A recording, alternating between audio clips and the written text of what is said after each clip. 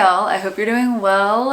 Welcome back to the workshop, and today I'm going to be doing some updates, some organization, just getting a lot of stuff done in this little space. Some of you all remember that I set up this workshop space in a one-car garage that I have in our new place, where I can work on all the different woodworking, DIY projects, and store all the necessary stuff that we need to store in our garage. It's a bit of a tight fit, but we make it work. Since that time, I've realized there's a lot of things that I want to change or improve or just add to the shop to make it even more functional and easy to work in. The big task I wanted to accomplish was building a movable scrapwood storage cart to fix the mess that my scrapwood had become. But first, I wanted to finish hanging up our mountain bikes. For a while, we've had these mountain bikes just loose in the garage, and if I wanted to get any work done in here, I'd have to move them around or take them out and put them in the yard. Using these wall-mounted hangers would free up some space and make the bikes easy to wheel out if I needed even more room to work in. I mounted the hangers into the wall studs and alternated the bike's orientation so they could fit closely together.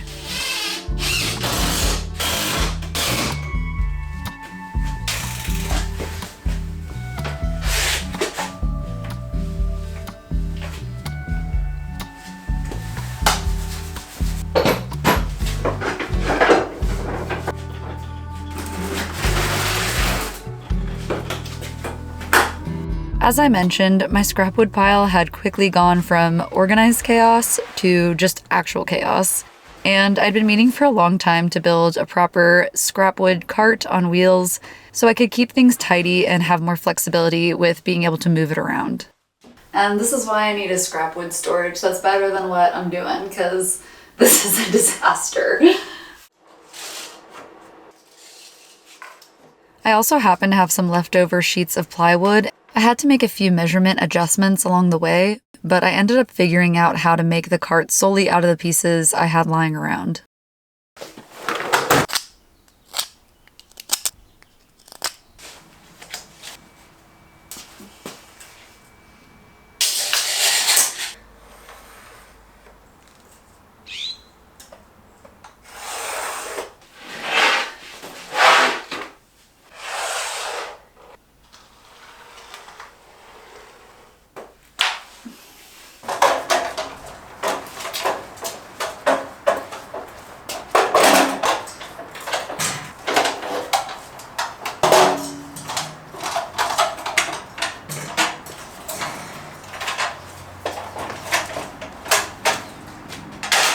I do have a compact table saw, but when cutting these large, more unwieldy sheets, my preference is to cut them using a circular saw and a secured straight edge.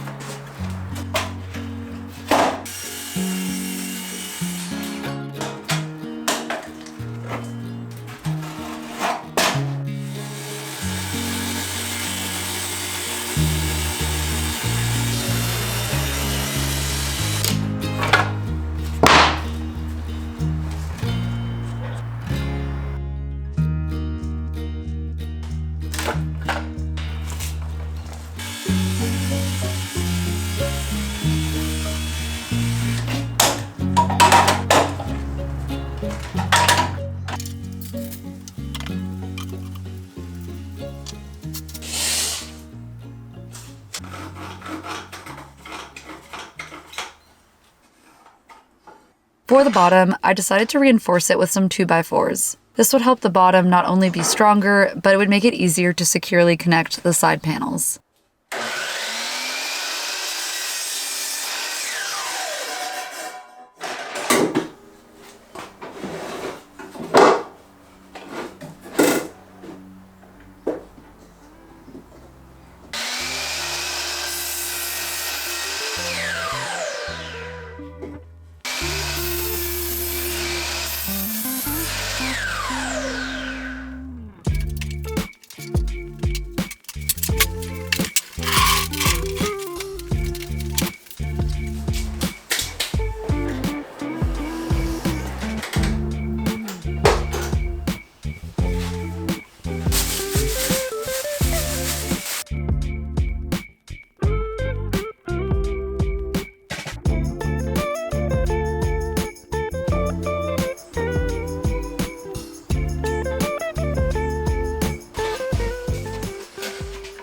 I glued the floor plywood piece onto the frame and screwed everything together, checking along the way to make sure it was all square.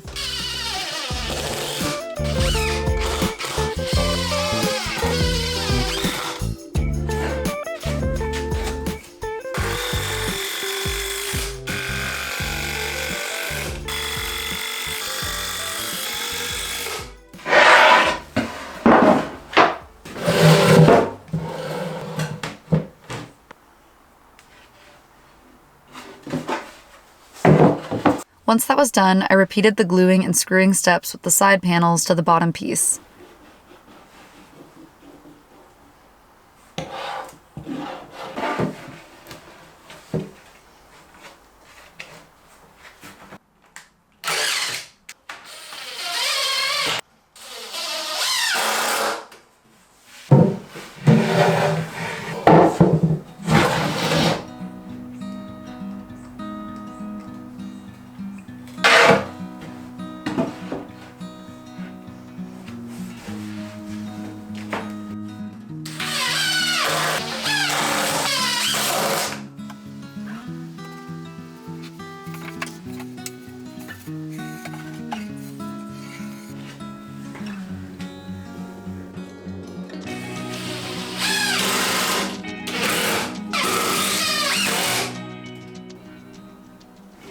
Boo.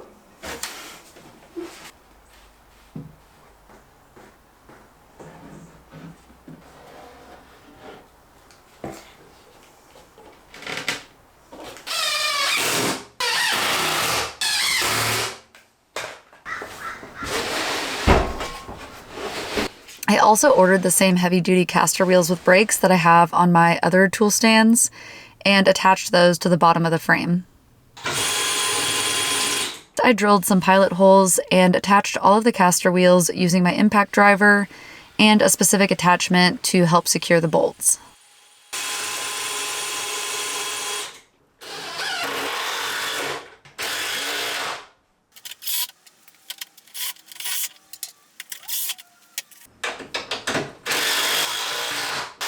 The whole thing was decently heavy, but that was fine with me as the added weight would help keep the cart from tipping over once loaded up.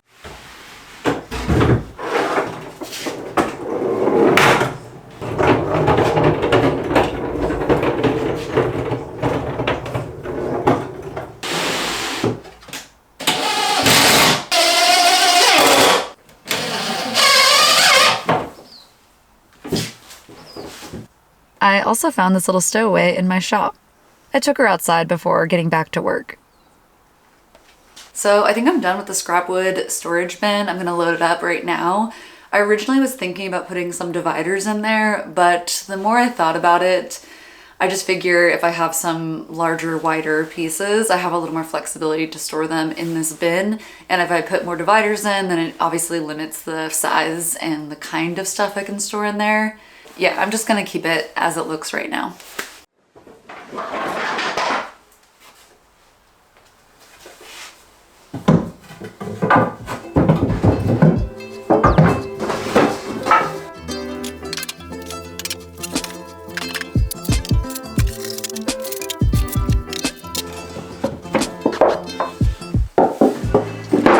Once the cart was loaded up, I was really happy, as this was a vast improvement from the pile of scrap wood it had been.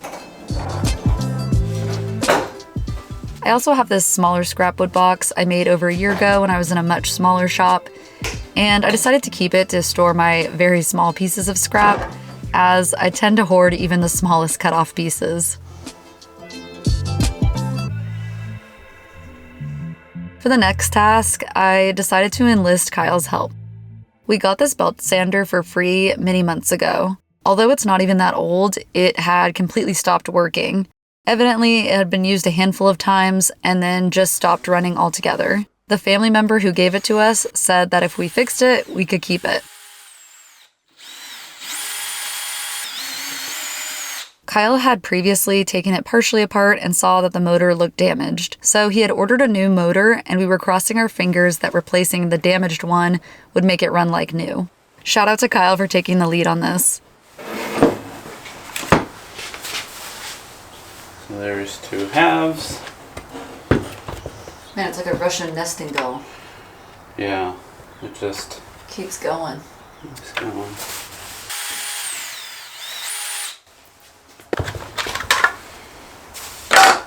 Okay. Right here is that piece of the motor that we gotta get out this way. Okay, why are we still stuck in here? That's fine. Sometimes you just need some persuasion. Yeah, there you go. Keep hold. Metal pieces from the old motor had blown off and embedded themselves in the plastic casing around it. So Kyle had to pull those out using some pliers so we could remove the motor since it was a very, very tight fit in that casing. Yeah, so that piece of metal was just sticking out.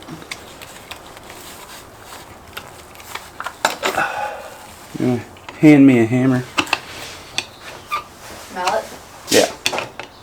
It's like a surgeon. Scalpel? Give it a little whack. Yeah, perfect. Perfect. Clearly right there. There's just pieces that got broke somehow. That goes there. So now we got to figure out how to get this part out.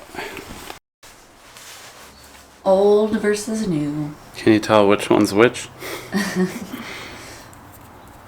I really hope, I mean, that looks like that is the issue. So hopefully after this it'll be good as new. Yeah, as long as we reassemble it properly. Okay.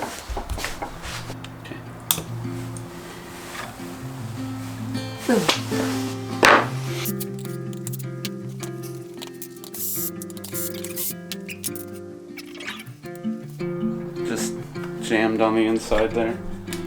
Really blew that thing up, man.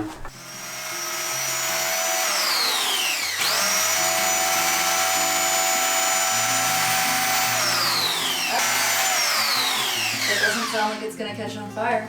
Yeah. I was pretty happy we were able to fix the belt sander, as it's always nice to save money where you can on power tools. The new part cost us $40, so it wasn't a free tool, but still a pretty good deal in my book. Last up, I wanted to try a workshop hack that I had seen from Woodwork Junkie on Instagram. This was a reel Kyle sent me, and it seemed like a great way to keep cords off the ground. My little garage has all of our outlets on one end of the shop, and I had already tripped once or twice over an extension cord on the ground, so installing this ceiling sliding system seemed like the perfect solution.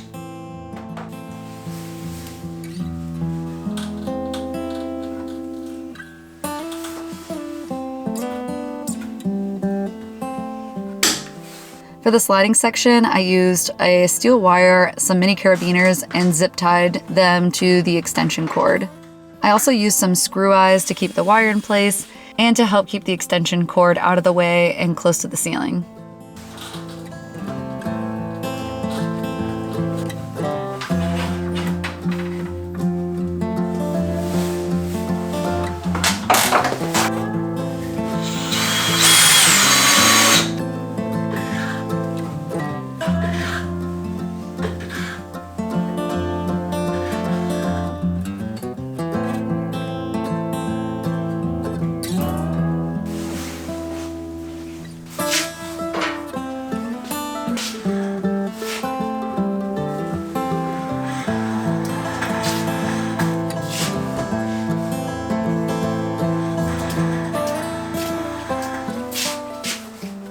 I might replace that wire with a thicker wire long term so that it doesn't sag, but overall I'm pretty happy with this little hack. Alright all, I think that's going to be it for this video. I'm pretty happy with what was accomplished in the allotted time. So if you made it this far, thank you so much for watching, and hopefully I'll see you in the next one.